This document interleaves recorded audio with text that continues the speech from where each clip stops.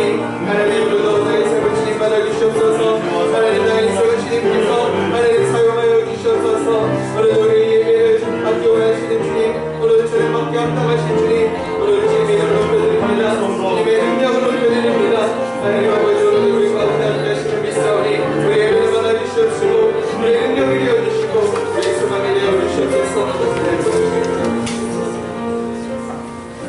하나님 아버지 감사합니다. 오늘도 우리의 모든 삶의 하나님 순간순간마다 하나님 간섭하시고 하나님 이끌어가시고 하나님 인도하고 계심을 믿사오니 오늘도 우리의 삶을 주님께 맡기며 나아갑니다. 우리의 모든 고백과 하나님 우리의 모든 신앙과 믿음을 주님께 하나님 내어드리기 원하오니 하나님 오늘도 우리의 삶을 통하여서 하나님의 선하시고 신실하신 능력들이 하나님 나의 삶 가운데 나타나게 해주시옵소서. 오늘도 주님을 의지하고 바라보는 모든 심령들 가운데 하나님께서 응답하여 주시옵시고 하나님의 은혜와 사랑으로 채워주실 믿사오며 예수님의 이름으로 기도하옵나이다. 아멘.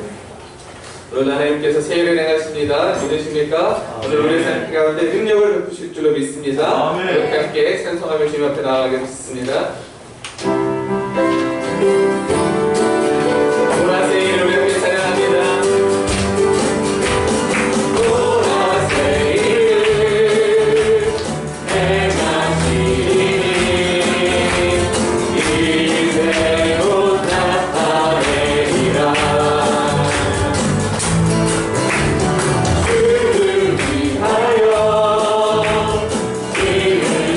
내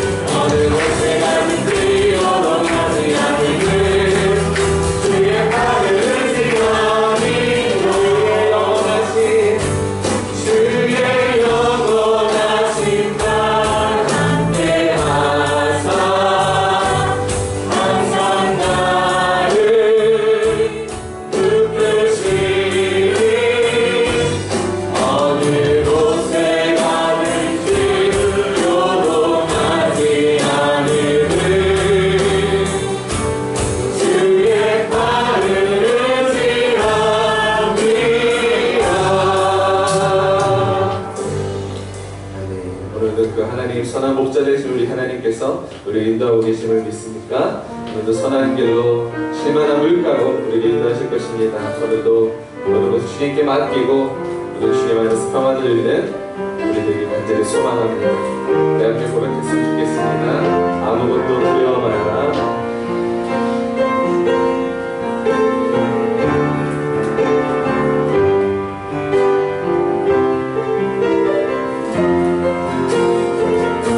믿음으로 고백하며 나아갑니다.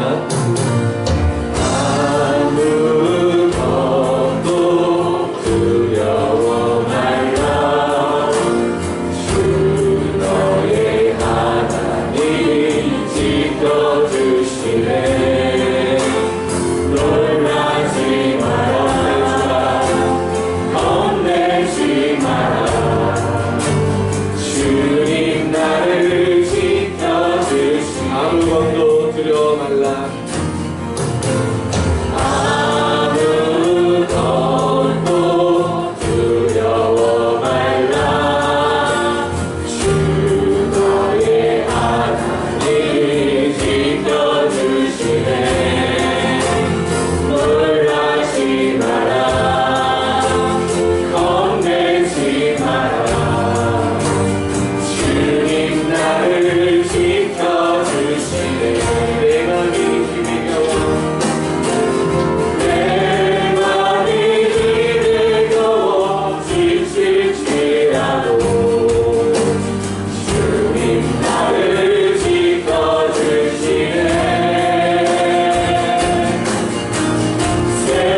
세상의 험한 꿈과 몰아칠 때도 주님 나를 지켜주시네.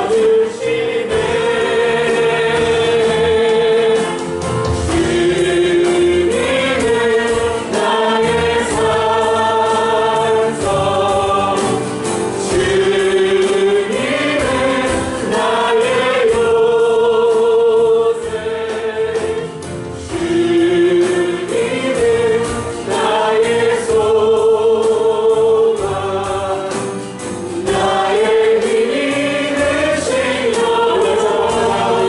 아무것도 두려워 말라.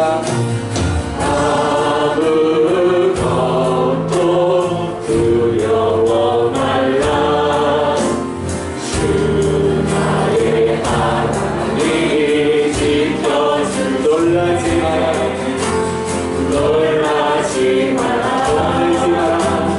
겁내지 마라. 주님 나를 지켜주시. 내 맘이 힘이 겨워.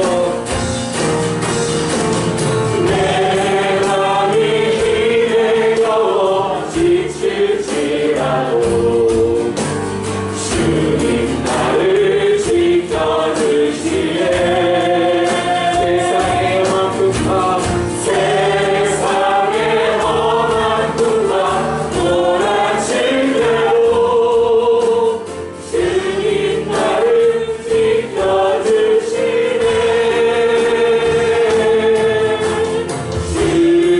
주님은 나의 산성, 주님은 나의 요새, 주님은 나의 소망, 나의 힘이 되시고. 주님은 나의 주님은 나의 산성, 주님은 나의 요새, 주님은 나의 소망, 나의 힘이 되신 여호와. 우리 함께 찬양한 것처럼 우리 함께 믿음을 고백하며 나갔으면 좋겠습니다. 하나님께서 오늘도 우리의 능력이시고 우리의 산성이시고 우리 요새가 되어주십니다. 오늘 그 자신을 믿고 고백할 때에 오늘도 그 능력이 나의 능력이 되고 그 힘이 나의 힘이 될 줄로 믿습니다. 하나님 그 위로가 나의 위로가 될 줄로 믿사오니 하나님 나의 삶에 함께 해달라고 오늘의 말씀하고 예배 순서를 위해서 우리 시간 주여 부르지 않고 동성으로 기도하며 나갑니다. 주여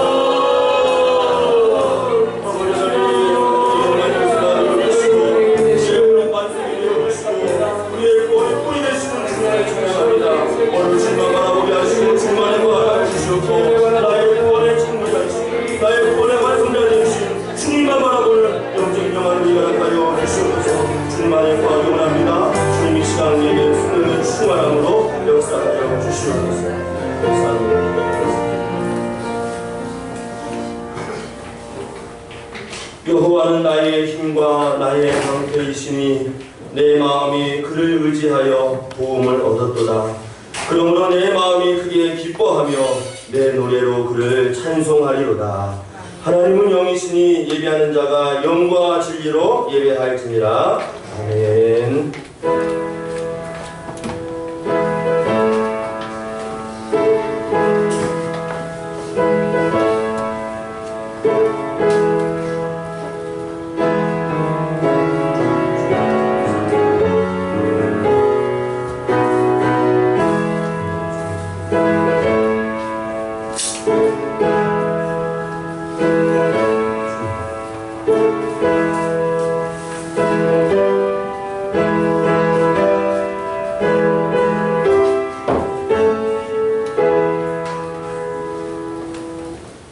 나의 힘이 되시며 나의 구원의 뿌리 되신 하나님 아버지, 오늘 하나님만 기억하며 하나님의 은혜만을 구합니다.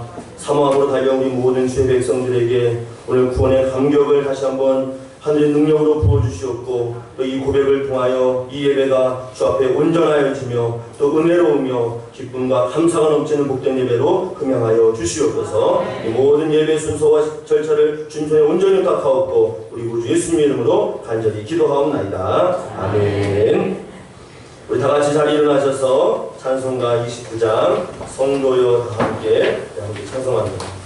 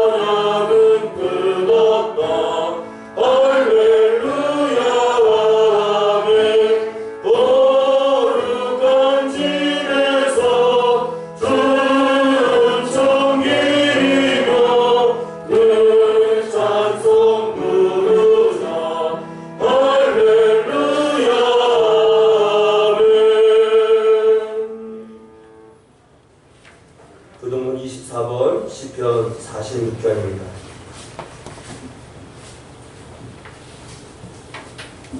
하나님은 우리의 피난처시요 힘이시니 그러므로 땅이 변하든지 산이 흔들려 바다 가운데 빠지든지 바닷물이 솟아나고 뛰놀든지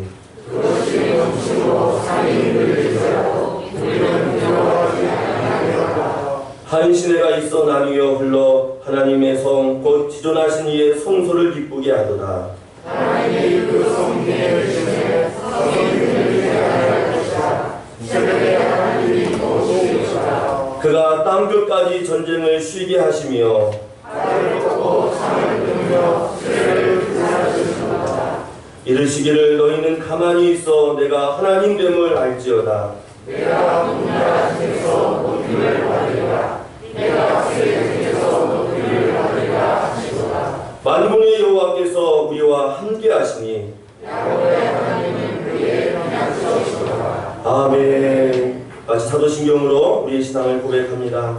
전능하사 천지를 만드신 하나님 아버지를 내가 믿사오며 그 외아들 우리 주 예수 그리스도를 믿사오니 이는 성령으로 잉태하사 공정녀 마리아에게 나시고 본디오 빌라도에게 고난을 받으사 십자가에 못 박혀 죽으시고 장사한 지 사흘 만에 죽은 자 가운데서 다시 살아나시며 하늘에 오르사 전능하신 하나님 우편에 앉아 계시다가 저리로서 산자와 죽은 자를 심판하러 오시리라. 성령을 믿사오며 거룩한 공예와 성도가 서로 교통하는 것과 죄를 사하여 주시는 것과 몸이 다시 사는 것과 영원히 사는 것을 믿사옵나이다. 아멘. 다시 한번 이 자리에 앉으셔서 찬송가 183장 빈들의 마른 불같이 함께 믿음의 고백을 담아 찬송합니다.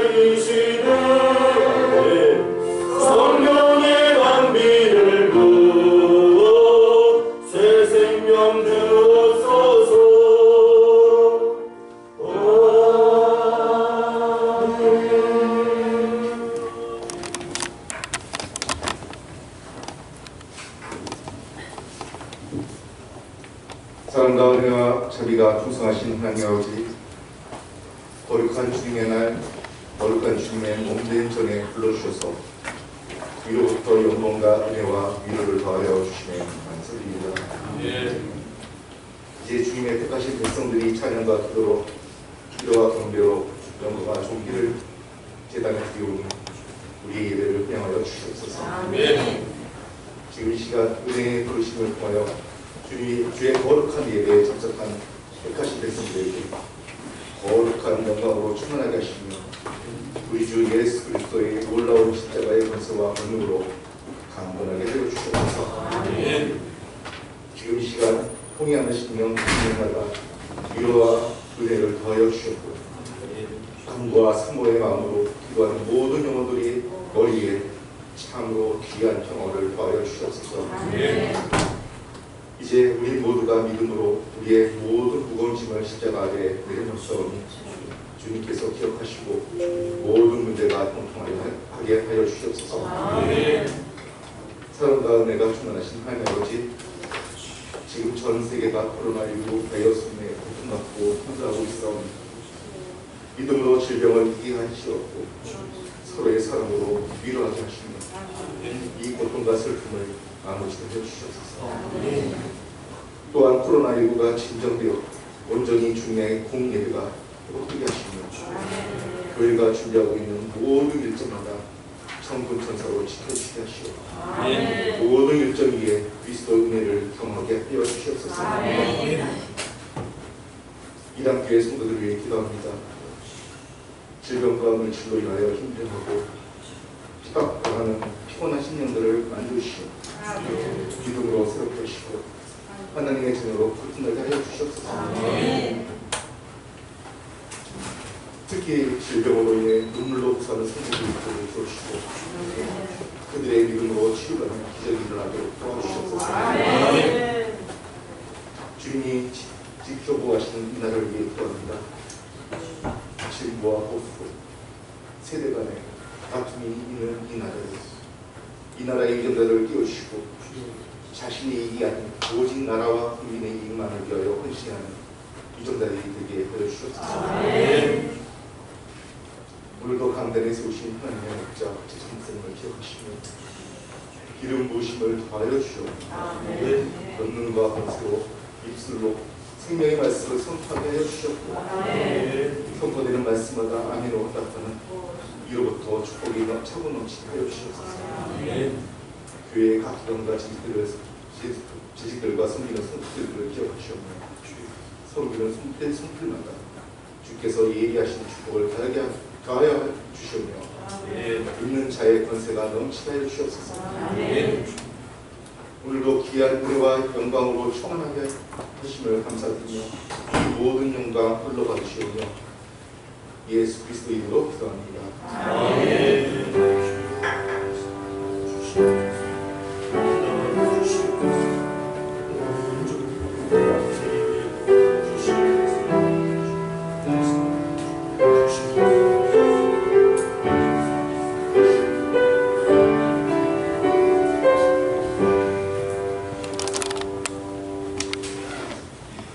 복된 주일입니다. 우리 이 시간 함께 우리 아버지하고 성도님들과 함께 찬양하면서 손을 들고 축복하면서 우리 함께 찬양하는 겁니다. 형제의 모습 속에 보이는 하나님 영상 아름다움 세상에 불러오는 우리 사랑하는 지체들입니다. 축복합니다.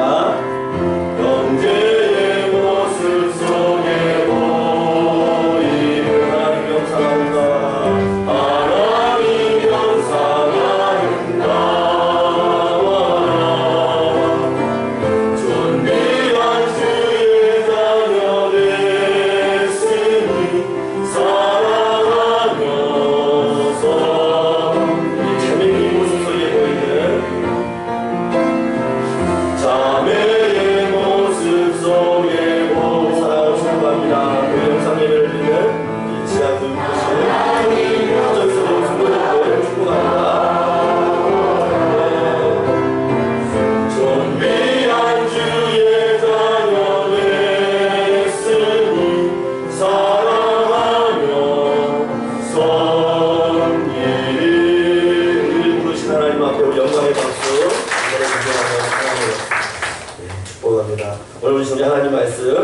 나누겠습니다.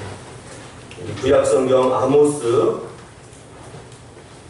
8장입니다. 아모스 8장 제가 갖고 있는 성경으로 구약성경 1282면쯤에 있습니다.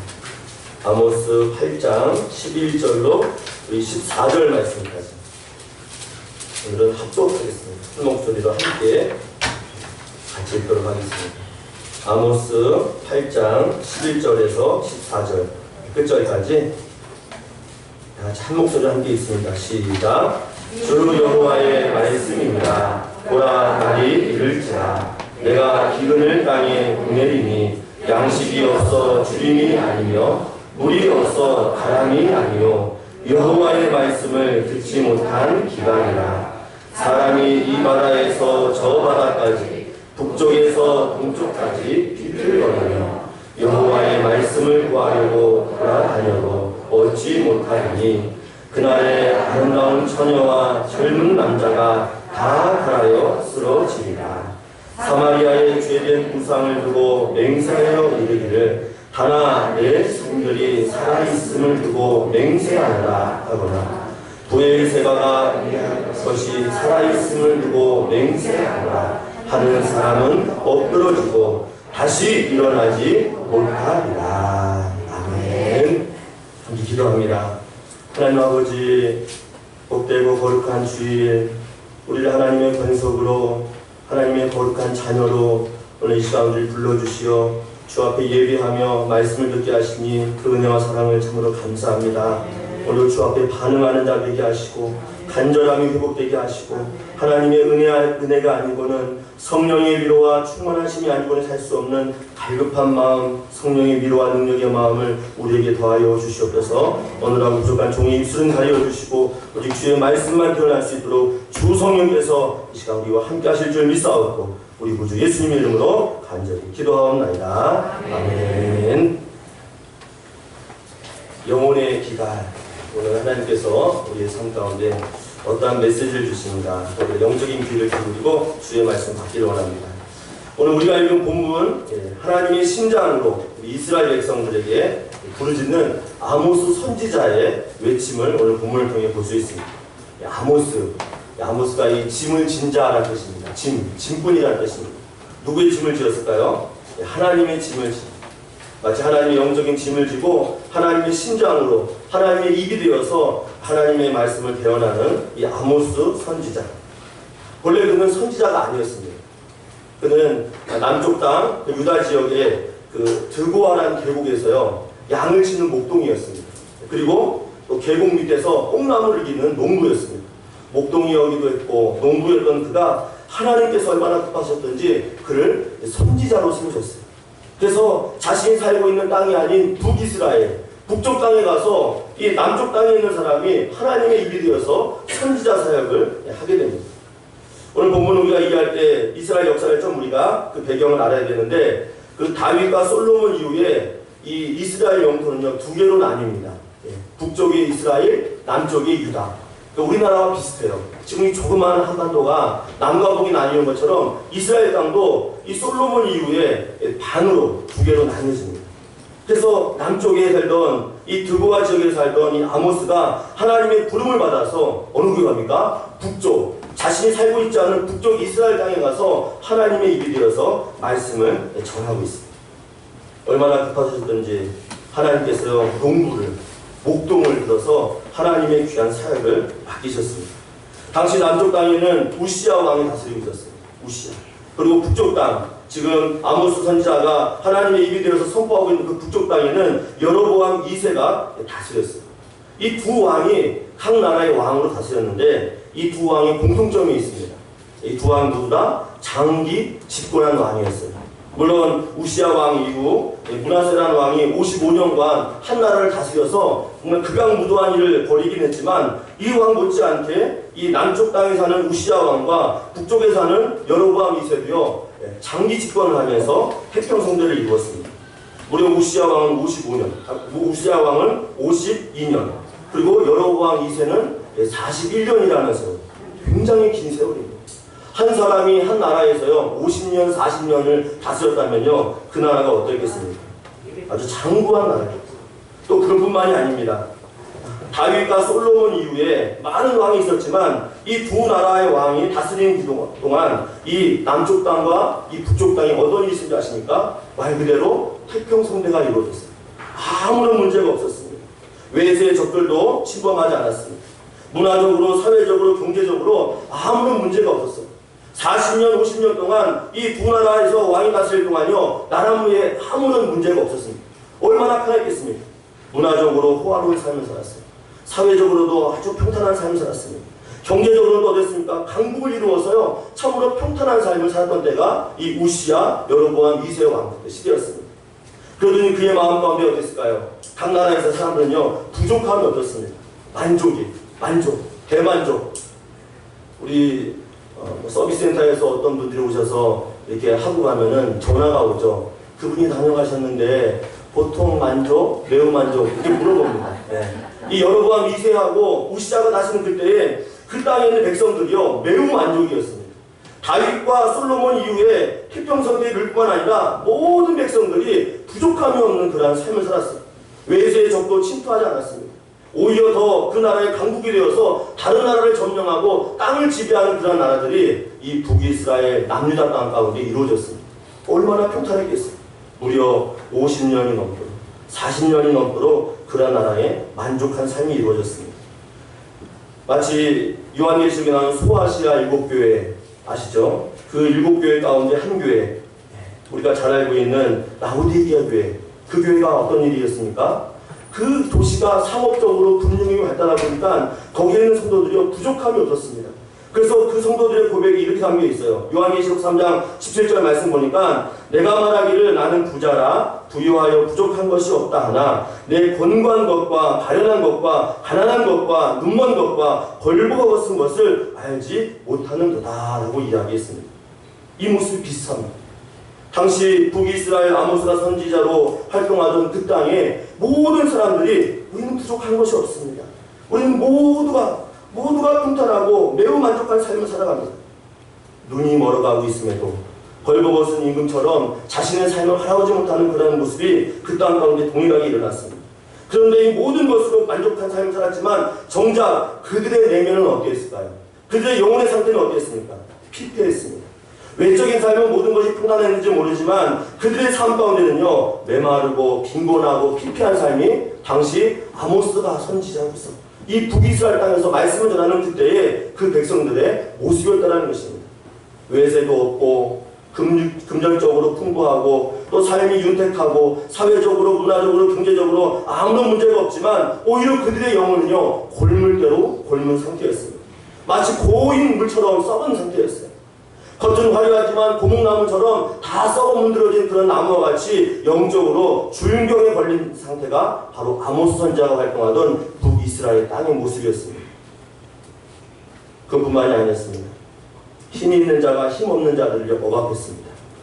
영적인 리더들이 하나님의 말씀을 대언하고 옳은 길 바른 길로 인도해야 되는데 그들이 그렇게 하지 않았습니다. 사회적 문제뿐만 아니라 영적인 일도 중동에 걸려 신음하고 있었습니다.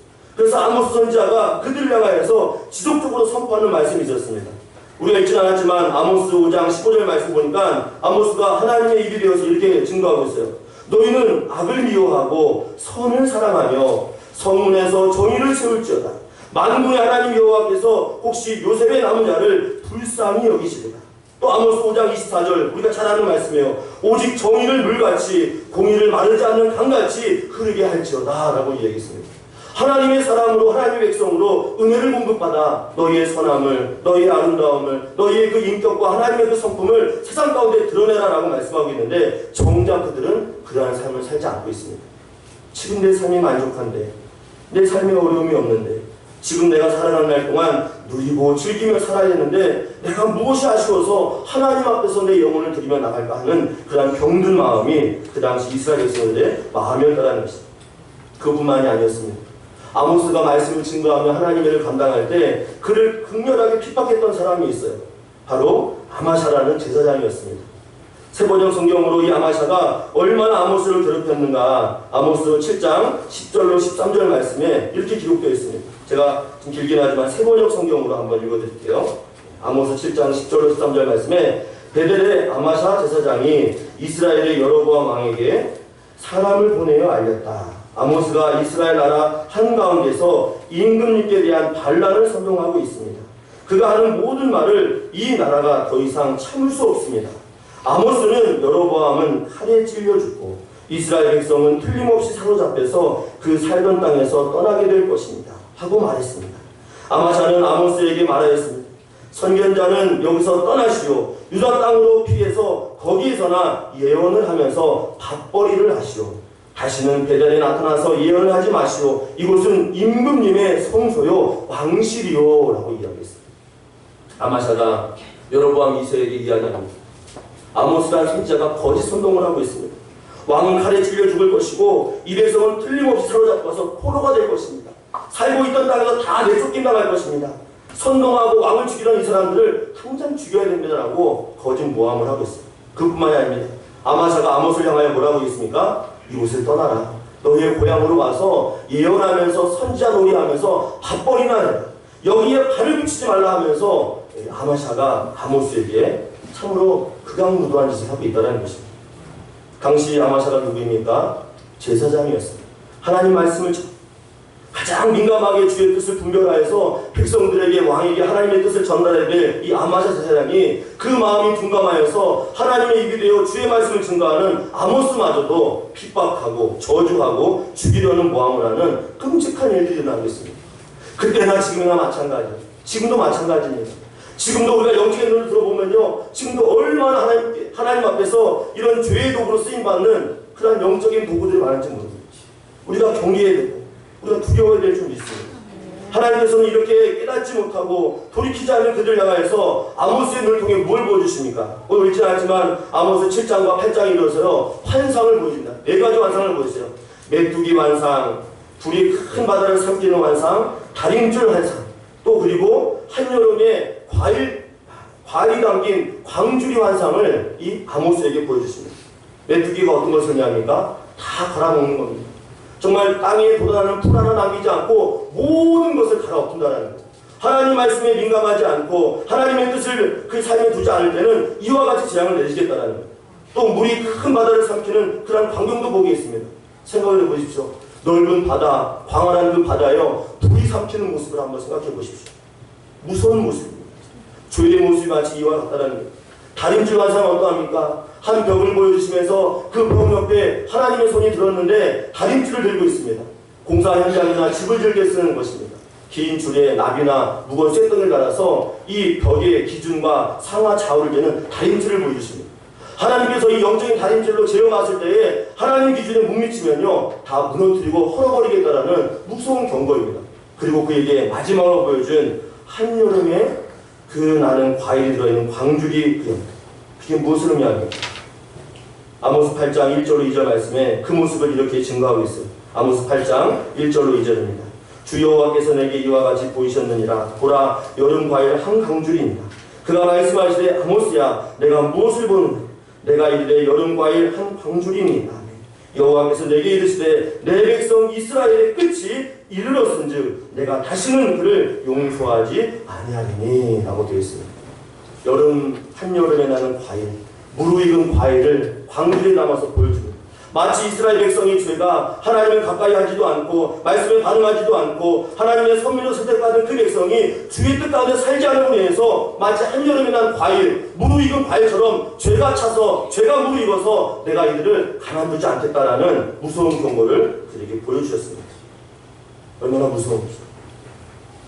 썩은 고목나무와 같고 고인물과 같은 그들의 모습이라는 것입니다.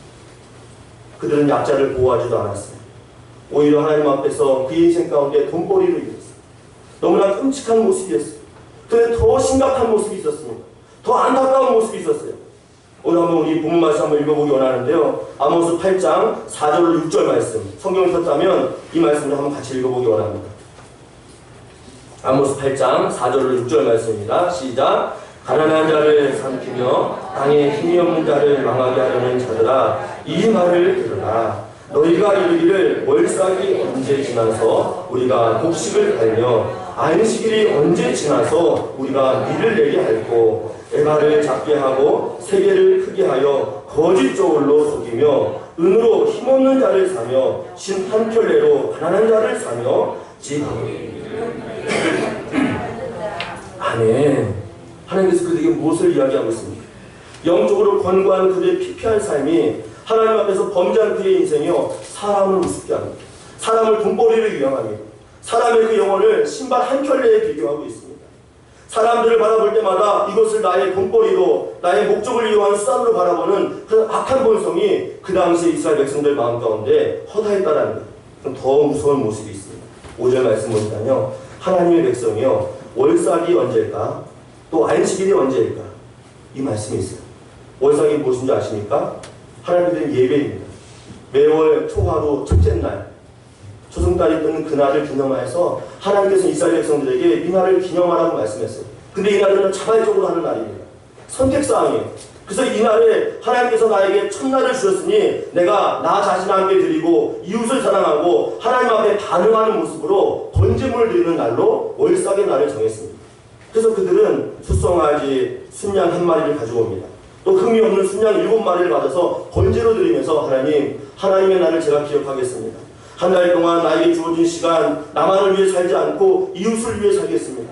하나님 말씀에 반응하겠습니다. 예배하는 겁니다. 또 안식일은 어떤 날입니까? 애굽 이후로 구원의 날입니다. 죄와 사망에서 건지신 날이에요. 또 지금 이 시장에서 어떤 날이에요? 죄와 사망과 영원한 죽음부터 우리를 구원하신 예수 그리스도를 기념하는 십자가의 사건을 기억하는 구원의 날, 축복의 날입니다. 그런데 당시 이스라엘 백성들이 하나님께서 정하신 이 예배의 날은 어떤가? 예배 이거 참 귀찮은데 언제 이 시간이 빨리 지나가서 우리가 밖에 나가서 돈벌이를 할까? 이 예배 시간이 지나고 나서 내가 내 인생 나의 시간이 급한데 내가 가서 무엇을 해야 되는데 왜 이 시간을 내가 이렇게 허비할까? 하면서 하나님 앞에 드린 예배를요 마음에 두지 않았다는 것입니다. 그 마음 가운데 예배를 통하여 주님을 만나고 간절한 심령 안에서 주의 뜻을 구해야 되는데 불경스러운 마음으로 하나님 앞에 예배에 대해서 영적인 태도가 완전히 무너진 모습이었다는 것입니다. 오히려 월삭, 오히려 이 안식일 이것은 나의 인생 가운데 별 중요하지 않아 하면서 하나님 앞에 드리는 예배를 소홀히 하는 모습이 있었다는 거예요. 하나님께 드리는 그 영적인 임재의 시간, 하나님께 만나 위로하고 소망을 얻고 하나님의 창조주의 능력을 경험하고 구원의 날을 기뻐하는 이 참으로 복된 날을 불경스러운 날로 그들은 생각했다는 거예요. 참으로 안 좋은 생각, 참으로 터무니없는 생각. 그래서 하나님께서 그들에게 뭐라고 말씀하십니까? 아모스 8장 10절 말씀에 너희 절기를 내품으로 너희의 모든 노래를 애곡으로 변하게 하며 모든 사람이 굵은 배로 허리를 동이게 하며 모든 머리를 대머리가 되게 하며 독자의 종으로 말미암아 애통하듯 하게 하며 결국은 곤고한 날과 같게 하리라 라고 말씀했습니다. 소중한 그러한 날들을 너희가 의미 없이 생각하고 하나님 앞에 드리는 그 예배를 의미 없이 생각하고 하나님 앞에 드릴 그 영적인 태도를 갖춰야 돼서 정성을 될 그 예배를 그렇게 함부로 한다면 나도 너희에게 동일하게 대해주겠다라고 이야기하고 있습니다. 사랑하는 여러분, 오늘 우리가 드린 예배가 어떤 예배입니까? 우리가 구원받은 날입니다. 죄와 사망으로부터 건진받은 날이에요. 그래서 이 날은 소중한 날이에요. 하나님 앞에 예배하는 것이 생명과 같은 날입니다. 함부로 소홀히 여길 날이 아니라 정말 전심으로 힘을 다해서 드려야 될 날이 바로 이 거룩한 안식일이요 저 앞에 예배하는 날인 줄 믿습니다. 근데 이 예배와 경건함이요 당시 이스라엘은 다 무너졌습니다. 예배는 그냥 탐내에 지나가는 시간에 불과했습니다. 자기 인생 가운데 어떤 순서에 불과했습니다. 의미를 두지 않았습니다. 예배에 대해서 마음을 두지 않았다는 것입니다. 그 모습에 하나님께서는요 분노하셨습니다. 그 모습에 이스라엘 백성들은 책망하고 있습니다. 더 이상 바라볼 수 없다. 더 이상 너를 향하여 관망할 수 없다라고 이야기하면서 가슴 아파하시는 하나님의 마음을 엿볼 수 있다는 것입니다. 영적인 태도가 완전히 무너진 거예요. 우리 만약 누군가 사랑하는 사람과 만나서 대화를 할 때 그 사랑하는 사람 한쪽이 계속 스마트폰을 하고 있거나 내가 어떤 이야기를 하는데 거기에 동물서답을 하면 여러분 마음은 어떠합니까? 마음에 슬픔이 찾아오고 정말 저 사람이 날 사랑하는 거 맞나? 정말 내가 그 사람을 향한 이 간절한 마음이 정말 그 사람 가운데 지금 전달되고 있는가 하면서 그 사랑이 의심된다는 거예요. 마치 이스라엘 백성들이 구원의 은혜를 베푸시 하나님 앞에 나와서요 이와 같은 모습이었다는 것입니다. 그 하나님 앞에 관심을 두지 않고 그 마음의 그 영혼의 상태가 피폐하고 영적인 태도가 완전히 무너진 모습이었다는 것입니다. 매일 우리 저녁마다 9시가 되면 우리 1학년 성도님들은 9시 기도회를 합니다. 저희 가정도 하나님 앞에 그 기도의 시간을 갖고 있는데 그냥 우리 어른들끼리 모여서 하면요 참 은혜롭고 좋습니다. 간증도 하고. 근데 어린 자녀를 데리고 하다 보면 어떻습니까? 별의별 일이 다 있습니다. 저희는 이제 3동이가 있다 보니까 기도회 한번 하려면요 시동을 거는 그 순간부터 아주 몸이 힘든 시간이에요. 시작을 하고 나서도 기도문을 읽으러 가면요 제대로 읽는 아이들이 없어요. 개미 소리를 내던가 동물 소리를 내던가 이상한 소리 하면 이따가도 막 정신없이 할 때가 있습니다. 그러면 제가 이렇게 얘기해요. 태도, 정성, 태도, 정성. 제가 계속 기도 시간에 태도, 똑바로 앉아, 두 발을 모아, 발 내려, 눈 똑바로 떠 하면서 제가요 거듭거듭 이야기를 합니다. 한 번이 아니에요. 정성, 태도. 하나님 앞에 지금 우리가 전심으로 기도하는 시간에 태도가 뭐야? 왜 그렇게 말을 해 하면서 제가 저도 모르게 제 마음 가운데 막 울분이 근데 하나님께서 우리 보실 때 어떠실까? 하나님께서 우리의 모습을 보실 때 어떠실까? 구원을, 은혜를 베푸시고 죄 가운데 죽어가는 우리를 살리셔서 하나님 백성 삼아주시고 긍휼과 자비를 베풀어서 거룩한 민족으로 하나님의 아들 딸로 삼아주셨는데 그런 은혜를 받은 우리가 주님 앞에서 온전한 모습으로 살아가지 못한다. 심지어는 그 앞에 예배하는 그의 모습이 바르지 못하다면 하나님 마음은 어떡할까? 오늘 우리의 삶을 다시 한번 점검하고 돌아가야 될 줄 믿습니다. 오늘 이러한 영적인 중병, 이 안타까운 모습이 왜 일어났습니까? 한나라 왕이 40년, 50년을 다스리면서 태평성대를 이루고 사회적으로, 문화적으로, 경제적으로 부강한 나라를 만들었고 외세의 적도 없고 평탄한 나라가 되었는데 왜 그들이 이렇게 썩은 마음이 되었고 하나님을 향하여 민감하지 않고 둔감한 상태로 타락하고 말았습니까? 거기에 근본적인 이유가 있습니다. 오늘 11절 말씀 같이 한번 읽어보실까요? 원인을 하나님께 진단해 주셨는데 바로 거기에는 중요한 이유가 있습니다. 11절 우리 한번 같이 읽어봅니다. 시작. 주 여호와의 말씀이니라. 보라 날이 이르짖으라. 내가 기근을 땅에 보내리니 양식이 없어 주림이 아니며 물이 없어 가람이 아니요 여호와의 말씀을 듣지 못한 기갈이라 라고 이야기하고 있습니다. 40년 50년 동안 두 나라의 태평성대를 이루었어요. 물도 풍족했습니다. 먹을 것도 풍족했어요. 그런데 그 땅에 무엇이 없었다고 이야기하고 있습니까? 여호와의 말씀, 하나님의 말씀이 없는 기갈이 그들에게 찾아왔다는 것입니다. 영혼의 기갈이 왔다는 거예요. 영혼의 피폐함이 왔다는 것입니다.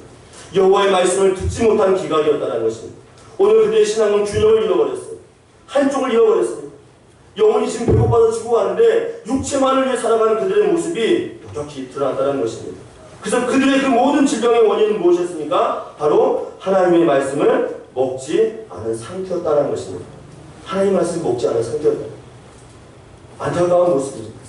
선지자를 통하여서 수많은 주의 종들을 통하여서 하나님의 말씀을 증거하였고 선포하였고 깨닫게 하였고 심지어는 그들이 그러한 입을 통해서 아니더라도 신비한 환상을 통해서 알게 하셨는데 그들은 말씀 앞에 민감하게 반응하지 못하는 안타까운 마음이 그들 삶 가운데 있었다는 것입니다. 여호와의 말씀을 먹지 못한 이유라는 것입니다. 또 이 말씀을 통해서 우리 한 가지 또 얻는 교훈이 있습니다. 우리가 누구인지를 깨닫는다는 거예요. 우리가 누구인지. 세상에 아무리 화려하고 풍족한 넘치다 할지라도 우리 안에 하나님 말씀을 채우지 않으면 어떻습니까? 살지 못한다는 거예요. 죽을 수밖에 없는 존재라는 것을 오늘 본문에게 분명하게 증거하고 있다는 거예요. 내 안에 주의 말씀을 채우지 않으면요 우리는 죽습니다. 영혼의 목마름과 기갈로 인하여서요 죽을 수밖에 없다는 것을 오늘 본문에게 증거하고 있다는 것입니다. 그러므로 말씀 없이 살아가는 것이 얼마나 위험한 줄 아십니까? 우리 사랑하는 부모님들이 어린 자녀들을요 물 밖에 내놓을 때 친구들과 함께 아빠, 엄마 물놀이 갔다 오게 보낼 때 부모님의 마음은 어떻습니까? 졸입니다. 물놀이 가서 어떨까? 또 우리 부모님들 가운데는 자녀들 가운데 험하고 힘든 일을 하는 자녀들이 있습니다. 그 힘들고 허름이 하다가 다치면 어떡하나 하면서 혼과한 마음, 괴로운 마음으로 바라볼 때가 있습니다. 그런데 이러한 모습보다 이러한 마음보다 더 무섭고 더 혼과한 마음이 있습니다. 말씀 없이 살아가는 모습이요 더 위험한 모습이라는 것입니다. 우리는 한 주간 우리의 주어진 시간 앞에서 하나님 앞에 어떤 삶을 살았습니까? 모험하지 않으셨나요? 말씀 없이 살아가는 건 모험입니다. 말씀을 먹지 않는 삶은 모험이에요. 우리가 인생을 살면서 하나님 말씀 없이 그 말씀을 취하지 않고 우리 인생을 살아간다는 건요 모험 그 자체입니다. 물가에 나누는 재료를 걱정하는 것보다 험한 일한 자녀들을 걱정하는 것보다 더 위험하고 더 위험스러운 모습은요 말씀 없이 살아가는 우리의 인생의 모습이라는 것을 오늘 본문은 증거하고 있다는 것입니다. 그러므로 우리는 사랑하는 여러분 우리 영혼의 말씀을 채워야 될 줄 믿습니다. 말씀을 먹어야 돼요. 그래서 우리가 한 달 동안 성경 쓰기 필수한 것도요 그냥 성경 한 권을 써서 채우려는 목적이 아닙니다. 쓰면서 말씀을 먹고 말씀을 통해 하나님의 뜻을 분별하고 하나님의 영적인 체험을 하기 위해서 우리가 이 말씀을 쓰면서 한 달 동안 말씀을 먹은 것입니다. 말씀을 먹는 삶이 있어야 된다는 거예요. 말씀 없이 살아가는 삶은 위험한 삶입니다. 한 주간 돌아보십시오. 여러분 한 주간 모든 시간 속에서요 말씀 없이 살았다면요 마치 불 속에 몸에 휘발유를 뿌리고 돌아다니고 뛰어다니는 거나 마찬가지입니다. 언제 그 불이 붙을지 모르는 위험한 상황들을요 여러분 경험했다는 것입니다. 내 안에 말씀 없이 살아가는 것은 영혼의 기갈이라는 것입니다. 내 영혼에 말씀을 채우지 않으면 위험한 상황 가운데서 우리 자신을 놓쳐가는 것 같다는 거예요. 그래서 우리 예수님께서 광야에서 40일 동안 줄이며 금식하실 때 공생애를 시작하실 때 40일 동안 금식할 때 사단이 와서 첫 번째 유혹을 했습니다. 첫 번째 시험을 했어요. 그 시험이 무엇입니까? 마태복음 4장 우리 1절로 4절 말씀 보니까 이렇게 기록되어 있습니다. 그때 예수께서 성령에 이끌려 마귀에게 시험을 받으러 광야로 가사 40일을 밤낮으로 금식하신 후에 죽이신지라. 시험하는 자가 예수께 나와 이르되 내가 만약 하나님의 아들이거든 명하여 이 돌들로 떡덩이가 되게 하라. 예수께서 대답하여 이르시되 기록되었으되 사람이 떡으로만 살 것이 아니요 하나님의 입으로부터 나오는 모든 말씀으로 살 것이라 하였느니라 라고 말씀했습니다. 예수님께 40일 동안 굶주셨습니다. 목도 마르시고요, 시장도 하셨습니다. 가장 위기의 그 시간, 배고픈 그 시간에 사단이 첫 번째로 그 예수님을 시험한 것이 무엇입니까? 너희 앞에 있는 돌 변하게 해서 떡덩이가 돼서 내 육체의 위로를 채우라고 이야기했습니다. 근데 예수님께서 뭐라고 말씀했어요? 아니, 우리는 육체의 공급만 갖고 살아가는 것이 아니라 여호와의 말씀을 먹어야 사는 존재라는 것을 예수님의 입을 통해서 증거했습니다. 근데 본래 이 말씀이 어디 있는 말씀이에요? 신명기 8장에 있는 말씀입니다. 이스라엘 백성들이 광야 40년 동안 생활하면서 하나님께서는 이 말씀을 주셨는데 왜 주셨습니까? 40년 광야 생활 가운데에 위험하고 어렵고 힘든 상황 가운데 말씀을 의지하지 않으면 살 수 없다는 걸 보여주기 위해서 광야 동안 주신 말씀이 바로 여호와의 입에서 나오는 말씀을 먹어야 된다는 말씀이라는 것입니다. 사랑하는 여러분, 우리 인생길 가운데서 하나님 말씀을 먹어야 되는 줄 믿습니다. 그 말씀이 우리의 힘이 되어야 되는 줄 믿습니다. 영혼속 깊은 곳에서 하나님을 만나는 체험이 되어야 된다는 것입니다. 그래서 40년 광야길 동안 여호와의 입으로 나오는 그 말씀을 통해서 하나님을 만나는 삶을 사는 거예요. 체험하는 삶을 사는 것입니다. 말씀이 부딪히고 말씀을 통해 경험하고 말씀을 통해서 하나님의 역사를 경험하는 믿음의 삶이 바로 그 입으로 나오는 여호와의 말씀이라는 것입니다. 그래서 말씀은 하나님을 체험하는 도구가 된다는 거예요.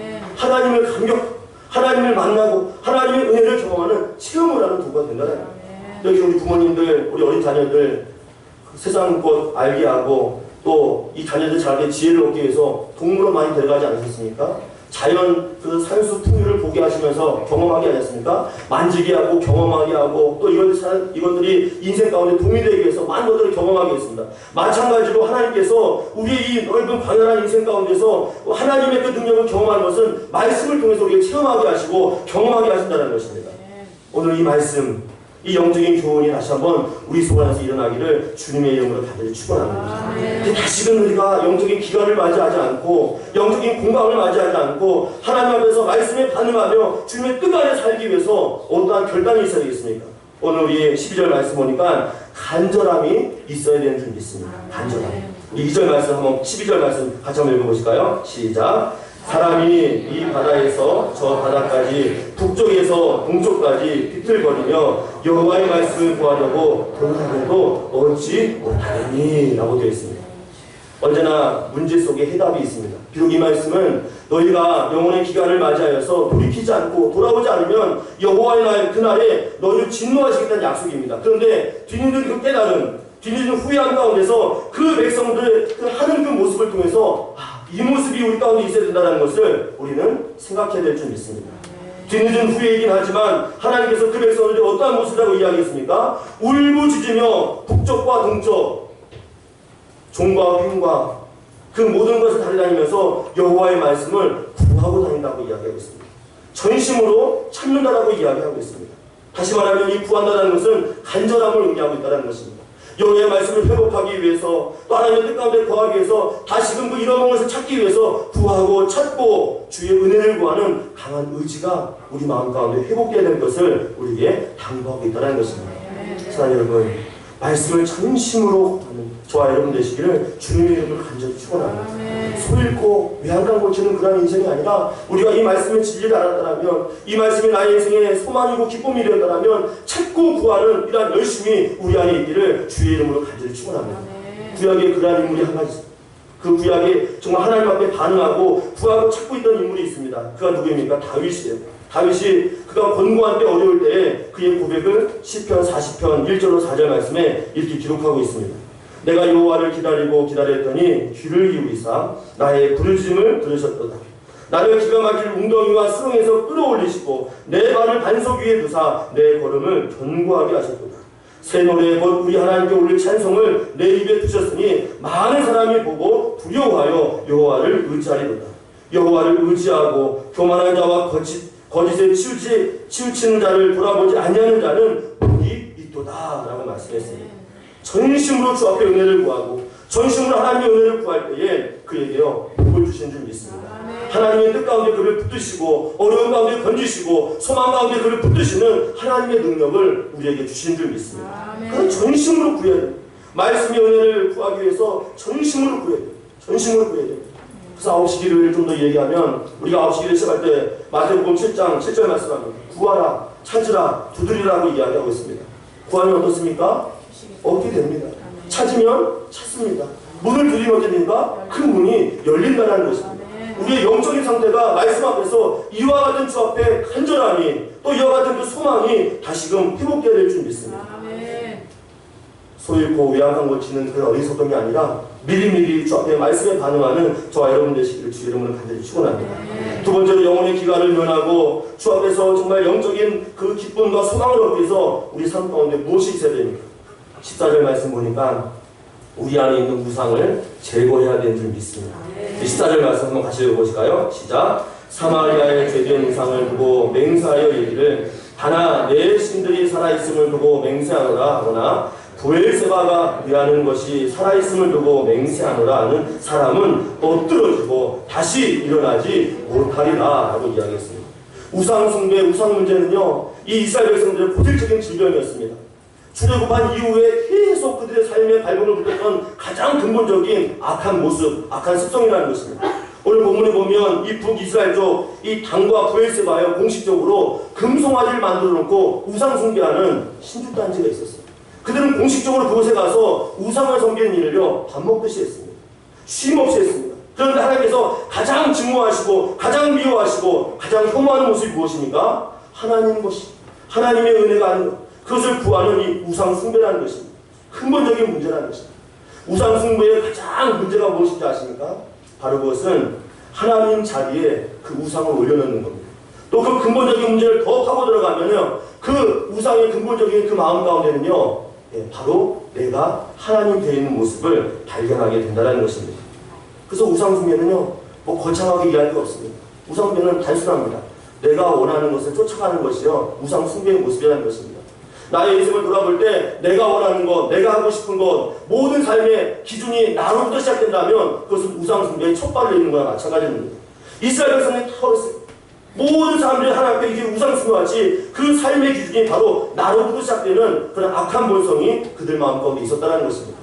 그러므로 그 우상 숭배 안에는 무엇이 있을까요? 욕심이 자리 잡고 있다는 것입니다. 욕심. 그래서 사도 바울은 이 우상 숭배로 나로부터 시작된 이 욕심이 어떻게 이루어진다라고 고백한 줄 아십니까? 고린도서 3장 5절 말씀 보니까 이렇게 기록되어 있습니다. 쉬운 성경으로 한번 읽어드립니다. 여러분의 생활 가운데 죄악된 것은 다 버리십시오. 성적인 죄, 악한 행동, 나쁜 생각, 지나친 욕심 등은 하나님 외의 것들을 더 소중히 여기는 마음가짐입니다. 특히 탐심은 우상 숭배입니다 라고 이야기했습니다. 하나님보다 더 좋아하는 것, 내가 원하는 것을 따르는 것, 이것이 곧 욕심이 되고 탐심이 되어서 결국에는 그 자락에 우상 숭배의 모습으로 넘어지게 된다는 것을 이야기하고 있습니다. 이스라엘 백성들이 이런 우상 숭배를 했습니다. 하나님 자리에 자신을 올려놓습니다. 그리고 그 자신이 원하는 것을 마음껏 하는 인생을 살아가게 된다는 것입니다. 이것이 지금 진짜 날마다 우상 숭배하여서 하나님의 거룩함을 무너뜨리는 악한 본성으로 드러나게 되었다는 것입니다. 자, 여러분, 저와 여러분 영적인 기갈을 우리가 피하고 그 기갈에서 벗어나기 위해서는요, 우리 안에 말씀을 향한 간절함이 회복되어야 될 줄 믿습니다. 말씀으로 채우지 않고 내가 살 수 없겠다는 그런 간절한 마음이 저와 여러분 가운데 회복되기를 주님의 이름으로 간절히 축원합니다. 그리고 또한 우리의 심령 안에 하나님보다 더 좋아하는 것, 내가 바라고 원하는 것이 가장 1순위가 되어서 따라가는 인생이 아니라 하나님께서 기뻐하시는 것이 나의 1순위가 되어서 하나님의 목적에 합당한 그 은혜의 결단이 우리 삶 가운데 있기를 원합니다. 그리할 때 우리의 삶은 영혼의 기갈이 아니라 말씀으로 충만하여서 하나님의 뜻을 이루어드리고 그 능력 안에 거하는 복된 삶을 살아가게 된 줄 믿습니다. 돌아온 한 주간도 말씀 안에 거함으로 또 우리 주님의 그 거룩한 자리를 지켜드리는 저와 여러분 되어서 승리의 날을 선포하고 돌아오는 우리 모두가 되시기를 주의 이름으로 간절히 축원합니다. 이제 우리 함께 우리 찬양하며 우리 믿음의 고백을 드리며 기도하기 원합니다. 특별히 이 험난한 세상에서 우리의 힘으로 살아갈 수 없습니다. 우리의 의지로도 안 됩니다. 우리의 경험으로도 안 됩니다. 이 시간 우리 간절함이 회복되기를 원하고 정말 하나님의 능력을 구하는 그런 마음으로 우리 찬양하면서 한번 주님의 은혜를 구하기를 원합니다.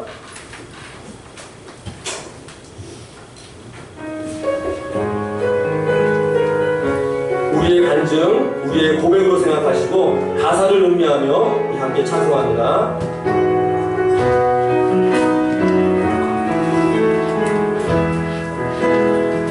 이 세상을 살아가는 동안에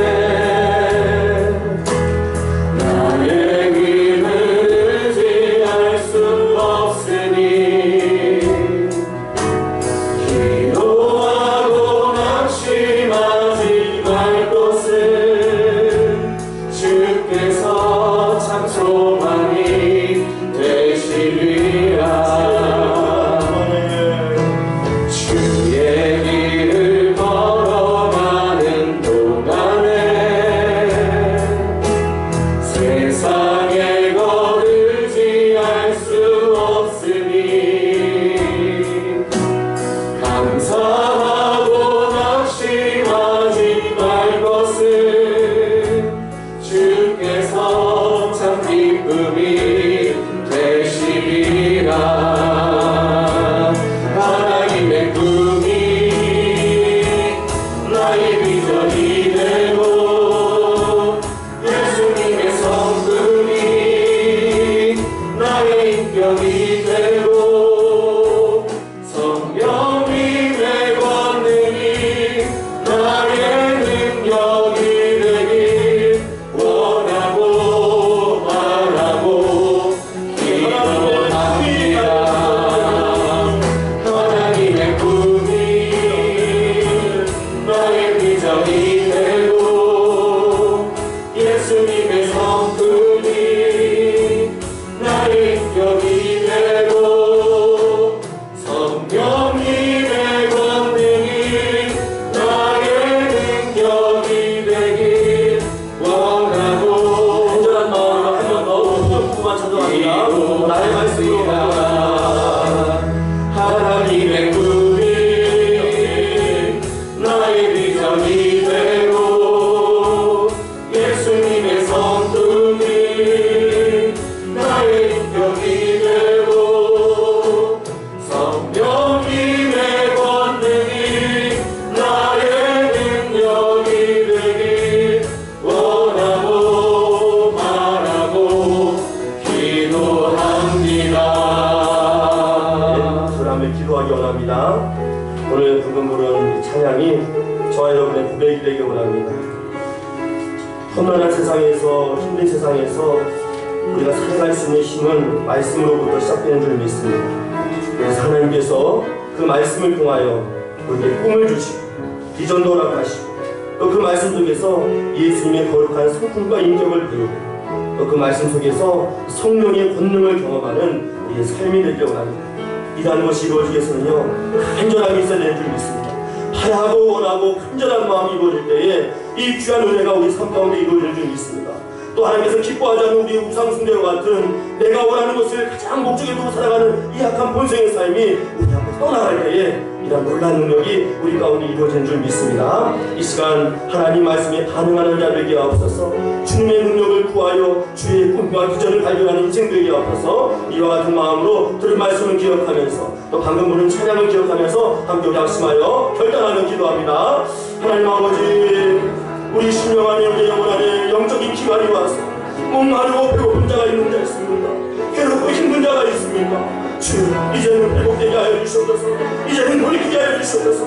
여호와의 말씀이 내 발에 등이요 빛이 되어서 우리의 삶이 인도하여 주시고 이 말씀을 통해 나의 영혼 다시 살아날 수 있도록 은혜와 자비와 긍휼을 허락하여 주시옵소서. 영혼의 기한을 주어 회복되게 하여 주시옵고 이제 내 영혼 안에 말씀을 충만히 들고 하나님의 능력 안에 갈 수 있도록 우리를 불러주시고 인도하여 주시옵소서. 내 안에 있는 이 우상들, 내가 원하는 그 목적을 따라 사는 이 모든 것들을 내려놓기를 원합니다. 이제는 주님의 뜻이 나의 믿음이 되게 하시고 주님의 계획이 나의 믿음이 되게 하시고 하나님의 뜻 안에 갈 수 있도록 우리의 삶을 붙들어주시고 인도하여 주시옵소서. 주님의 놀라운 계획이, 놀라운 소망이 우리 신앙을 이루어질 수 있도록 은혜를 부어주시옵소서. 주님 감사합니다. 감사합니다. 주여 은혜를 부어주시옵소서. 자비롭고 은혜로우신 하나님 아버지, 오늘 주 안에서 결단합니다. 말씀을 통해 주의 은혜를 경험하며 체험하기를 원합니다. 곤고한 인생이 아니라 영혼의 기간을 맞이하여서 괴롭고 힘든 인생이 아니라 이제 내 영혼의 말씀으로 채워서 또 하나님이 가장 기뻐하는 일을 따르는 삶으로 인하여서 내 영혼이 주의 풍족한 은혜를 누릴 수 있도록 이 어중도들 축복하여 주시옵소서. 이 은혜를 감사하여서 오늘 앞에 정성스러운 예물을 드립니다. 우리의 마음과 정성의 마음을 담아 우리의 손으로 수고한 일, 발로 수고한 모든 일 정성을 주 앞에 예물을 드립니다. 이 예물을 흠양하여 주셔서 하나님의 놀랍고 아름다운 일을 위해 사용하여 주셨고, 또 이 예물이 우리 가정과 우리의 삶과 일터와 가족 가운데 돌아올 때는 30배, 60배, 100배의 열심을 벌일 수 있도록 축복의 예물로 흠양하여 주시옵소서. 특별히 이 시간 마음과 육체가 괴로워 혼과하여 힘든 자들이 있습니다. 주님, 이 시간 주의 권능에서 능력의 손으로 위로하여 주셔서 오늘 우리 주님 이 말씀의 능력이 영혼의 그 기간을 맞이하는 그 심령에게, 또 육체의 혼관일을 맞이하는 그들에게 위로와 소망이 되어질 수 있도록 시간 주 성령께서 함께 해주시고 붙들어 주시옵소서. 우리의 귀한 마음과 정성을 주 앞에 온전히 드리옵고 우리 구주 예수님의 이름으로 간절히 기도하옵나이다. 아멘. 이 시간 함께 우리 368장 찬송하며 우리 마음과 정성을 함께 드리겠습니다.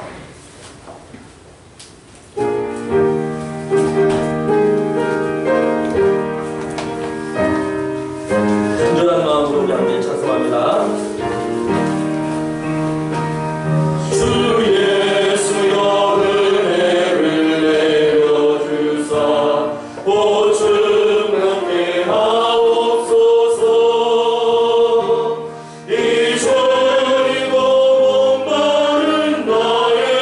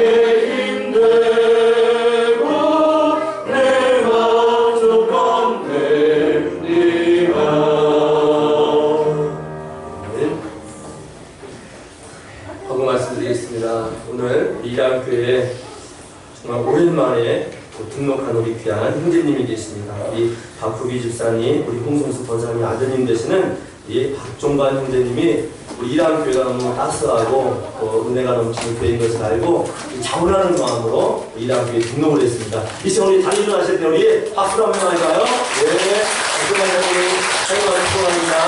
네, 고맙습니다. 네, 감사합니다. 합니다. 하나님 아버지, 코로나19로 인하여서 전도의 삶도 중단되고 또 삶의 분고함과 부패함으로 이 힘든 시간에 하나님께서 새 생명을 이랑교회 허락하시니 참으로 감사합니다. 박종관 하나님의 귀한 아들이 영적인 말씀의 뿌리를 내려 견고한 자 되게 하시고 세상 가운데서 주의 은혜를 선포하는 복된 자로 그 인생을 축복하여 주시옵소서. 성령의 사랑으로 모든 삶을 진히 붙드시며 인도하실 줄 믿사옵고 우리 구주 예수님의 이름으로 간절히 기도하옵나이다. 한 번 더 박수로 환영하여 축복합니다.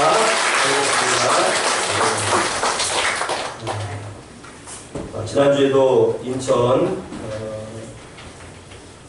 계속 전화 문자가 옵니다. 또 우리 인천에 있는 그 관광 홍보관가요? 거기서도 문자가 지속적으로 오는데 교회에서 준한 그 7대 사역에 대한 부분들을 지키지 않으면 300만 원 벌금에 처하겠다라는 이런 문자들이 계속 오고 있습니다. 그래서 저희가 등록 출입하는 명단 장부 또 소독하는 그 일정에 대한 그런 시간들 그 외의 주중에 우리 교회 안에 나가고 들어가는 분들의 그런 인적 사항들을 지금 계속 기록을 하고 있는데 이제 어느 것 하나 거기에 실수도 하지 않으면요 또 이러한 또 벌금이 나온다는 문자가 오는데 우리 코로나19가 빨리 종식되어서 교회 모든 사역이 정상적으로 돌아올 수 있도록 성도님들 간절한 기도 부탁드립니다.